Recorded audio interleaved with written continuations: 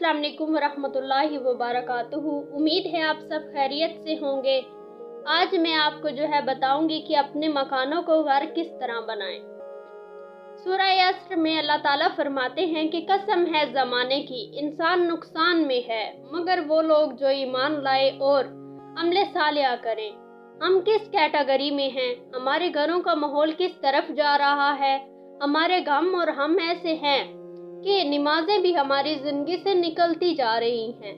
घर में कोई भी फंक्शन आ जाए तो सबसे पहले इबादत ही मुतासर होती हैं। अफसोस कि हमारी पहली तरजीह दुनिया और बाद में इबादत है। आज उम्मत मुस्लिमा से जो चीज़ मख्फी है निकल गई, वो यही है कि एक दूसरे को सब्र और हक की तलकीन नहीं करते। कितने लोग हैं आज जो दीन की खिदमत कर रहे हैं, दीन को अवलीन तरजीह देते हैं। अपने घरों को ज़रूर हक दे मगर अपनी शनाख्त ख़त्म ना करें। अपनी आखिरत अपनी कब्र के लिए भी कमाई करें। अपना मकसद हयात मत भूले। आज की माँ खुद भी नासमझी का शिकार है और अपने बच्चे के साथ भी यही रवैया रखे हुए है। माजरत के साथ हमारी बुजुर्ग खवातीन ने जिस मेहनत और शौक से बच्चे बनाए थे, हम इसी मेहनत से बिगाड़ रहे हैं। आज की नौजवान बच्ची जिस माशरे में परवरिश पा रही है, क्या ऐसे में माँ का शऊर बेदार नहीं होना चाहिए? ये फितनों का दौर है, माँ का जागना बहुत ज़रूरी है।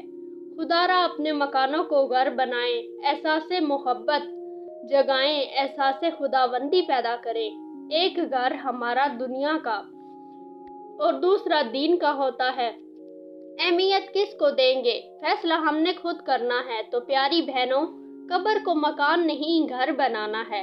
जिस तरह दुनिया का घर बनाने सजाने में वक्त लगा रहे हैं, यही वक्त आखिरत का घर बनाने में लगाना है। अपने घरों में अल्लाह का जिक्र बुलंद करो, जिक्र की कसरत करो।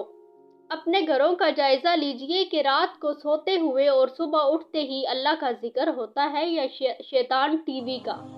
घर को हाउस मकान से होम घर की तरफ लेकर आए।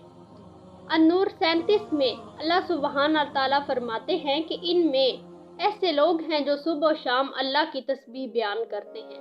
पहला टारगेट अल्लाह का जिक्र और दूसरा टारगेट ये रखें कि जैसे ही अजान की आवाज़ सुनाई दे, सब काम छोड़कर नमाज अदा करें। फिर देखें कैसे हमारे मकान घर बन जाएंगे, जहाँ एक दूसरे को एहसास होगा, अल्लाह का खौफ होगा, खलूस और अपनायत होगी।